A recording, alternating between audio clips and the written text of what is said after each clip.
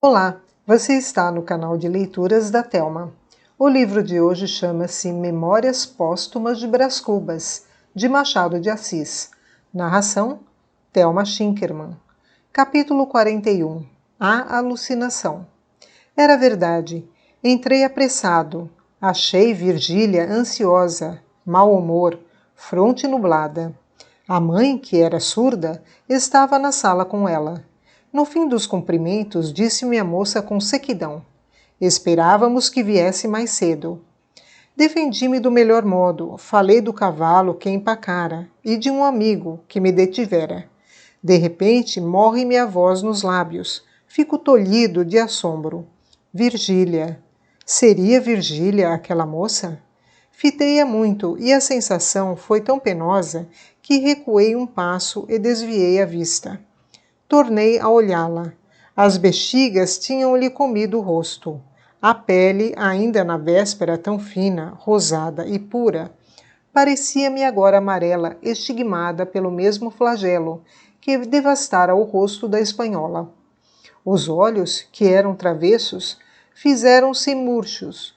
Tinha o lábio triste e a atitude cansada.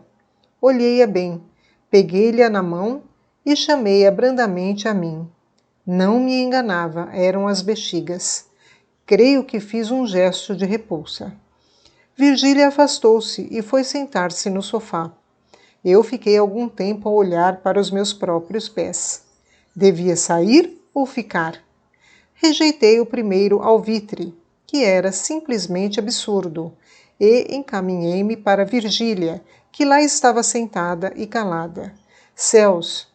Era outra vez a fresca, a juvenil, a florida Virgília. Em vão procurei no rosto dela algum vestígio da doença. Nenhum havia. Era a pele fina e branca do costume. Nunca me viu? Perguntou Virgília, vendo que a encarava com insistência. Tão bonita, nunca. Sentei-me, enquanto Virgília, calada, fazia estalar as unhas. Seguiram-se alguns segundos de pausa. Falei-lhe de coisas estranhas ao incidente. Ela, porém, não me respondia nada, nem olhava para mim. Menos o estalido, era a estátua do silêncio. Uma só vez me deitou os olhos, mas muito de cima, soerguendo a pontinha esquerda do lábio, contraindo as sobrancelhas, ao ponto de as unir. Todo esse conjunto de coisas dava-lhe ao rosto uma expressão média, entre cômica e trágica. Havia alguma afetação naquele desdém. Era um arrebique de gesto. Lá dentro ela padecia, e não pouco. Ou fosse mágoa pura, ou só despeito. E porque a dor que se dissimula dói mais, é muito provável que Virgília padecesse em dobro do que realmente devia padecer. Creio que isso é metafísica. Capítulo 42. Que escapou a Aristóteles. Outra coisa que também me parece metafísica é isto. Dá-se movimento a uma bola, por exemplo. Rola esta, encontra outra bola. Transmite-lhe o impulso. E eis a segunda bola a rolar como a primeira rolou.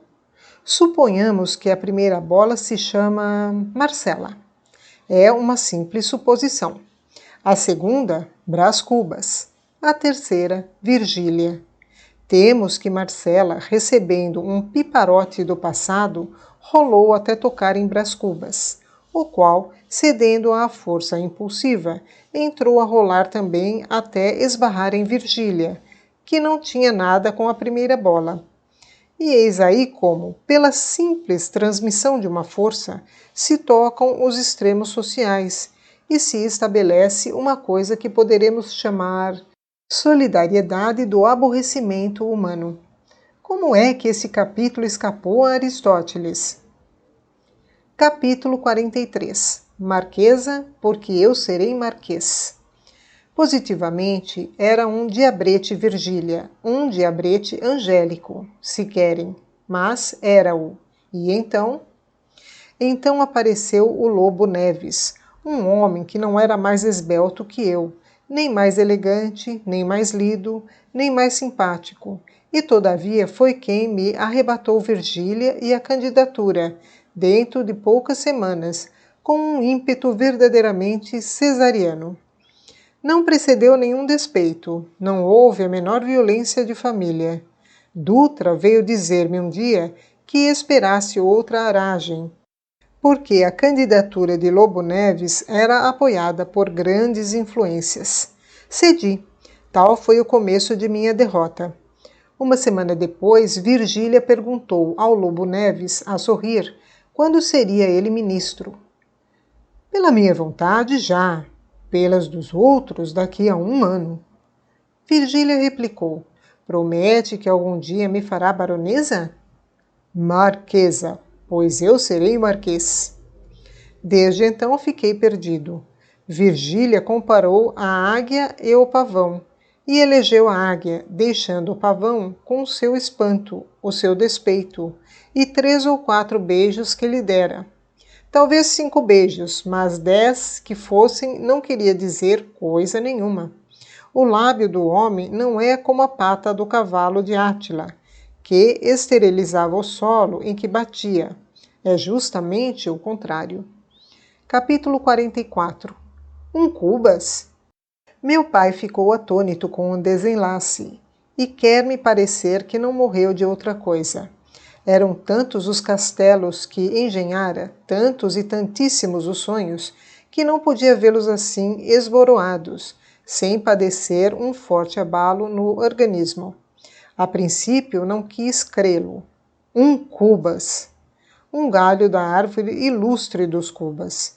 E dizia isto com tal convicção que eu, já então informado da nossa tanoaria, esqueci um instante a volúvel dama, para só contemplar aquele fenômeno, não raro, mas curioso, uma imaginação graduada em consciência.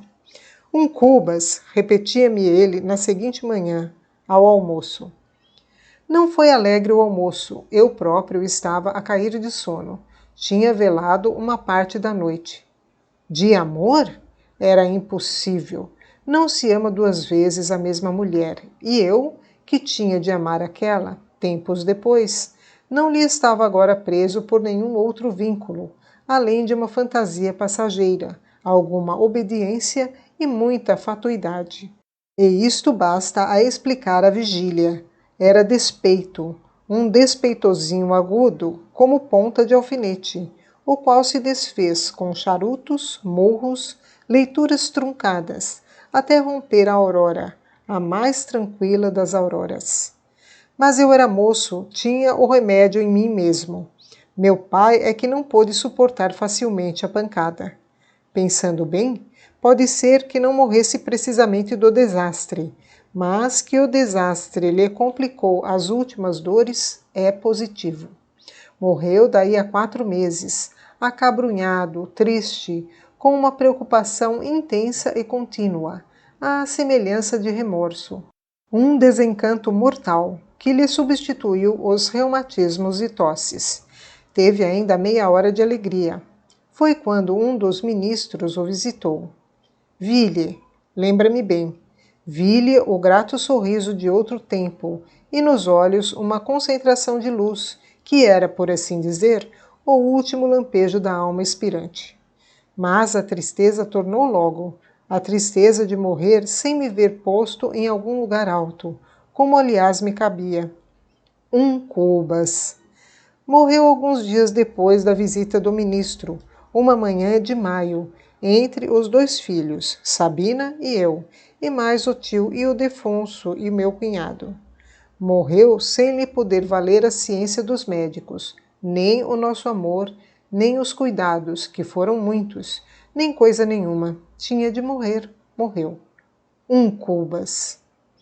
Capítulo 45. Notas. Soluços, lágrimas, casa armada, veludo preto nos portais, um homem que veio vestir o cadáver, outro que tomou a medida do caixão, essa, tocheiros, convites, convidados que entravam lentamente a passo surdo e apertavam a mão à família, alguns tristes, todos sérios e calados. Padre e sacristão, rezas, aspersões d'água benta, o fechar do caixão, o prego e martelo, 6 pessoas que o tomam a essa, e o levantam, e o descem a custo pela escada, não obstante os gritos, soluços e novas lágrimas da família, e vão até o coche fúnebre, e o colocam em cima e transpassam e apertam as correias, o rodar do coche, o rodar dos carros, um a um. Isto que parece um simples inventário eram notas que eu havia tomado para um capítulo triste e vulgar que não escrevo. Capítulo 46. A herança. Veja-nos agora o leitor, 8 dias depois da morte de meu pai. Minha irmã sentada num sofá, pouco adiante. Cotrim de pé, encostado a um consolo, com os braços cruzados e a morder o bigode. Eu a passear de um lado para o outro, com os olhos no chão. Luto pesado, profundo silêncio. Mas afinal, disse Cotrim, essa casa pouco mais pode valer de 30 contos. Demos que valha 35. Vale 50, ponderei. Sabina sabe que custou 58. Podia custar até 60, tornou Cotrim, mas não se segue que os valesse, e menos ainda que os valha hoje. Você sabe que as casas aqui há anos baixaram muito. Olhe, se esta vale os 50 contos, quanto não vale a que você deseja para si, a do campo? Não fale nisso, uma casa velha.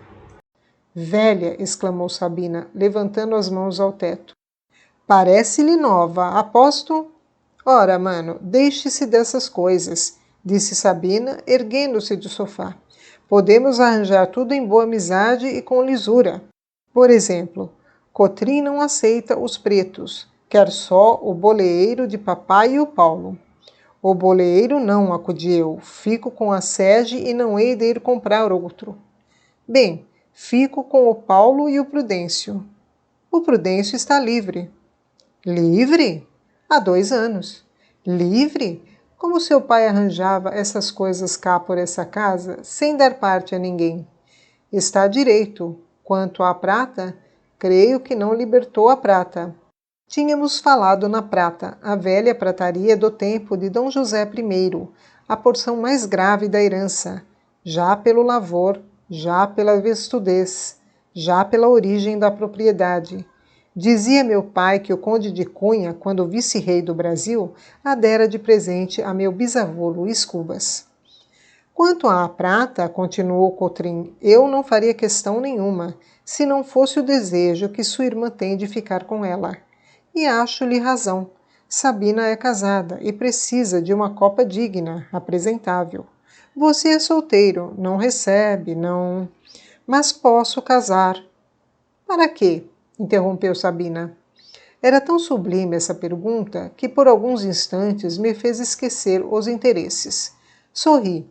Peguei na mão de Sabina, bati-lhe levemente na palma. Tudo isso com tão boa sombra que o Cotrim interpretou o gesto como de aquiescência e agradeceu-mo. Que é lá, redargui, não cedi coisa nenhuma, nem cedo. Nem cede? Abanei a cabeça. Deixa, Cotrim, disse minha irmã ao marido. Vê se ele quer ficar também com a nossa roupa do corpo. É só o que falta. Não falta mais nada. Quer a sege, quer o boleeiro, quer a prata, quer tudo. Olhe, é muito mais sumário citar-nos a juízo, a provar com testemunhas que Sabina não é sua irmã, que eu não sou seu cunhado e que Deus não é Deus. Faça isso e não perde nada, nem uma colherinha. Ora, meu amigo, outro ofício. Estava tão agastado, e eu não menos, que entendi oferecer um meio de conciliação, dividir a prata. Riu-se e perguntou-me a quem caberia o bule e a quem o açucareiro. E depois dessa pergunta, declarou que teríamos tempo de liquidar a pretensão, quando menos em juízo.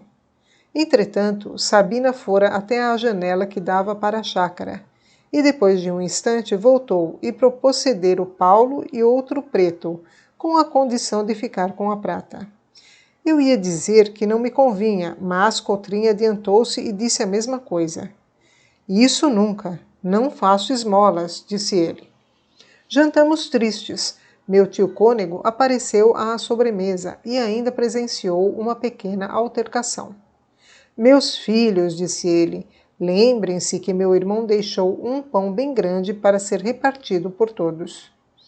Mas Coutrin, creio, a questão, porém, não é de pão, é de manteiga. Pão seco é que eu não engulo. Fizeram-se finalmente as partilhas, mas nós estávamos brigados. E digo-lhes que, ainda assim, custou-me muito a brigar com Sabina. Éramos tão amigos. Jogos pueris, fúrias de criança, risos e tristezas da idade adulta. Dividimos muita vez esse pão da alegria e da miséria, irmãmente, como irmãos que éramos, mas estávamos brigados, tal qual a beleza de Marcela, que se esvaiu com as bexigas.